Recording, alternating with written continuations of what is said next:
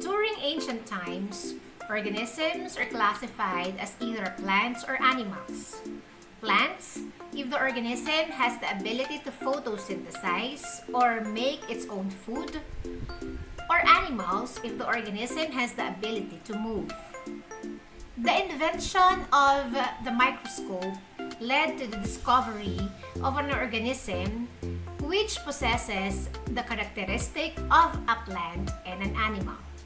Because of that, scientists created another kingdom, and we call it as Kingdom Protista, which means very first.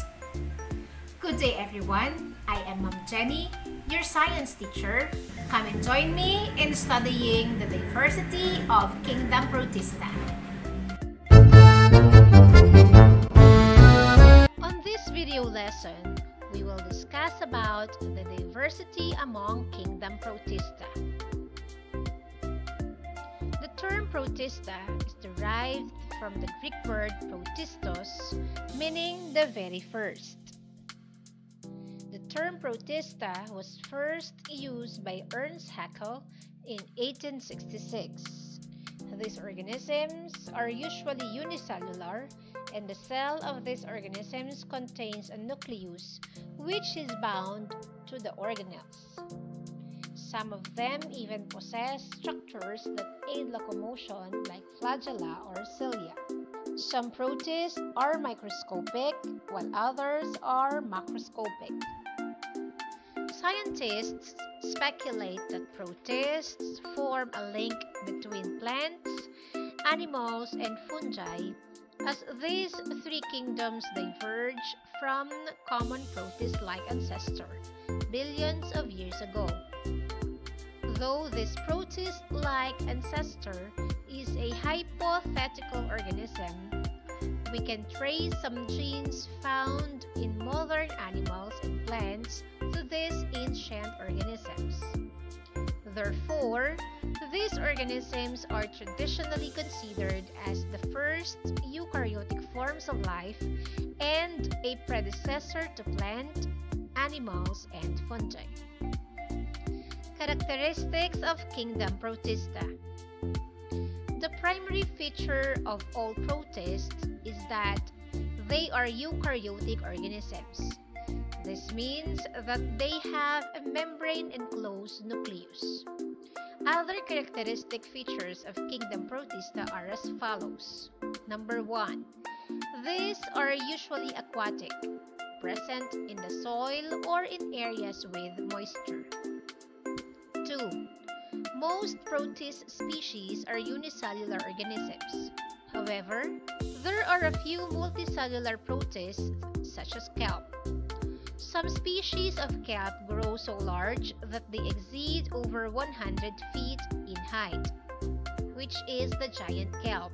Number 3. Just like any other eukaryotes, the cells of this species have a nucleus and membrane-bound organelles.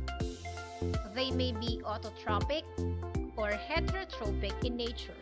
An autotrophic organism can create their own food and survive. A heterotrophic organism, on the other hand, has to derive nutrition from other organisms such as plants or animals to survive. Number 5. Symbiosis is observed in the members of this class. For instance, kelp, which is a seaweed, is a multicellular protist that provides otters protection from predators amidst its thick kelp. In turn, the otters eat sea urchins that tend to feed on kelp. Number 6. Parasitism is also observed in protists. Species such as Trypanosoma, protozoa, can cause sleeping sickness in humans. Number 7. Protists exhibit locomotion through cilia and flagella.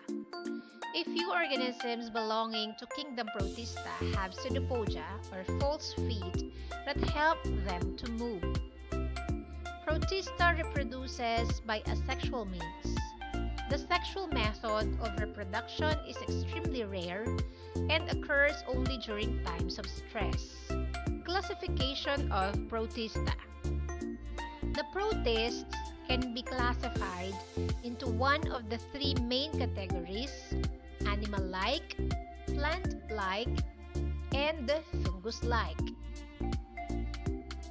Grouping into one of the three categories is based on an organism's mode of reproduction, method of nutrition, and motility.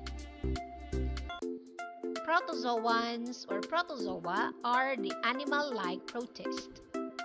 Protozoans are unicellular organisms. Historically, protozoans were called animal protists as they are heterotrophic and showed animal-like behaviors. The protozoans can be divided into four major groups based on their locomotory structure or the organ that they use for movement. Number one is the amoeboid protozoans, mostly found in water bodies, either fresh or saline. They have pseudopodia or false feet, which help to change their shape and in capturing and engulfing food. Example is the amoeba. So as you can see, this organism has a false feet that is used for movement and also used for eating and drinking. Number two, flagellated protozoans. As the name suggests, the members of this group have flagella. They can be free-living as well as parasitic. Flagella is this whip-like or hair-like projections that they use to move about from one place to the other. Number three, we have the ciliated protozoans. They have cilia all over their body which help in locomotion as well as nutrition. They are always aquatic. So example of ciliated protozoans or ciliates is the organism Paramecium. And number four, we have sporozoans. These organisms are so called because their life cycle has spore-like stage. For example, the malarial parasite Plasmodium. Next, we have the fungus-like protists or the slime molds. Slime molds are saprophytic organisms. When we say saprophytic, they feed on the dead and decaying matter. These are tiny organisms that have many nuclei. Therefore, they are considered as multinucleated. Usually, slime molds are characterized by the presence of aggregates called Plasmodium and are even visible to the naked eye. Next are the plant-like protists, which is called algae. These form another category under kingdom Protista. These are generally single-celled or multicellular organisms. These are photosynthetic, found mostly in freshwater sources or marine lakes. They are characterized by a stiff cell wall. They include single-celled diatoms and multicellular seaweed. Like plants, algae contain chlorophyll, which is the green pigment that is needed in food-making process, which is what we call as the photosynthesis. Algae is classified on the basis of photosynthetic pigments or based on the color of the pigment present on the body of the algae. We have the phylum Chlorophyta or the green algae. We have the phylum Bacillariophyta or the golden algae, which includes the golden algae and the diatoms. We have phylum Xanthophyta or the yellow-green algae, and the phylum Phaeophyta or the brown algae. Economic importance of protists. Protists serve as the foundation of the food chain. Remember that seaweeds is an example of an algae which is a protist. Protists are symbiotes, having a close relationship between two species in which one is benefited.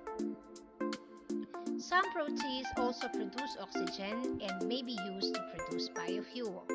Remember that a group of protists, which are the plant-like protists or algae, are photosynthetic, therefore they can produce oxygen.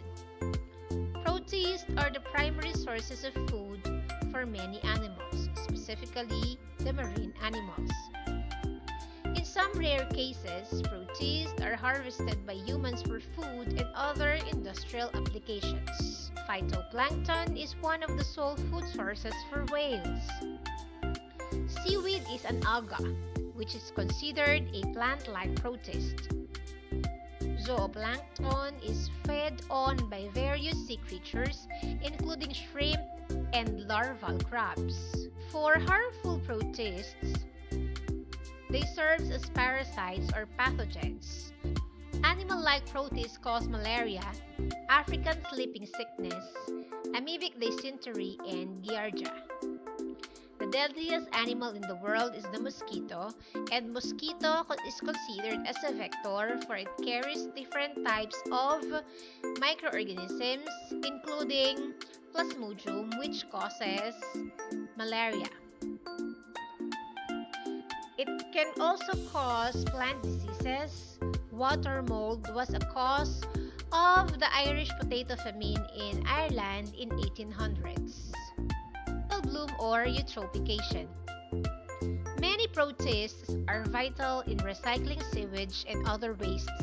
When waste is excessive, algae may grow into enormous masses known as blooms, which deplete water of nutrients. Their decomposition robs water of oxygen, killing fish and invertebrate life. Red tide caused by algal bloom of dinoflagellates, a kind of protist.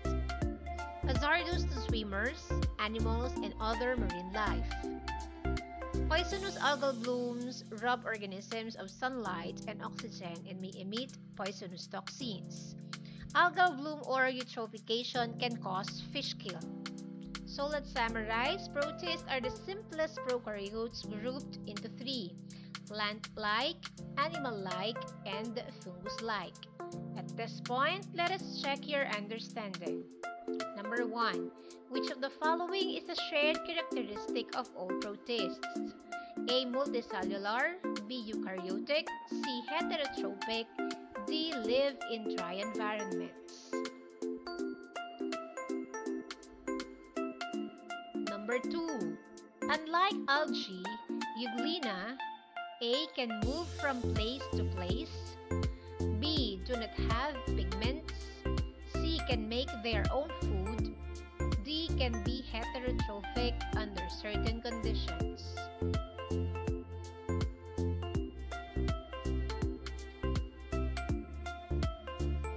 Number 3. An example of a fungus-like protist is A. Euglena, B. Paramecium, C. slime molds, D. amoeba. Number 4. Which of the following pair are animal-like protists? A. Mushroom and downy mildew, B. Algae and diatoms, C. Amoeba and paramecium, D. Slime mold and Euglena. Number 5. What characteristic do all plant-like protists share? A. Parasitic, B. Eye spots, C. Prokaryotic, D. Photosynthetic.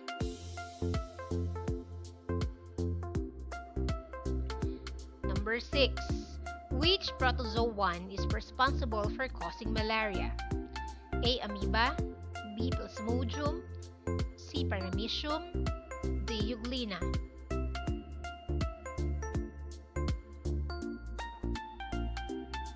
Number 7. Algae are A. Bacterial-like protist, B. Animal-like protist, C. Fungus-like protist, D. Plant-like protist.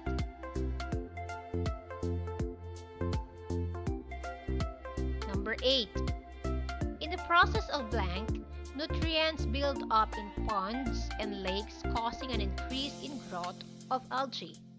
A. Eutrophication, B. Precipitation, C. Nitrification, D. Calcification.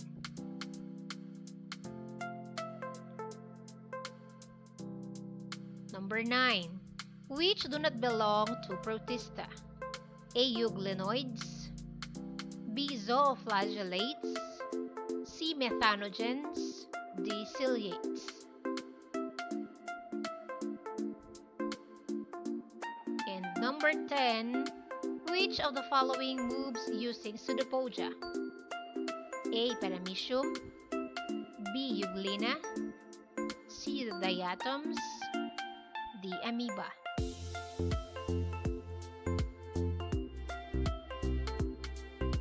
Alright, let us have the answers. Number 1, number 2, number 3, 4, 5, 6, 7, 8, 9, and 10. Thank you for watching this video lesson. Please watch out for another topic which is about the kingdom of fungi.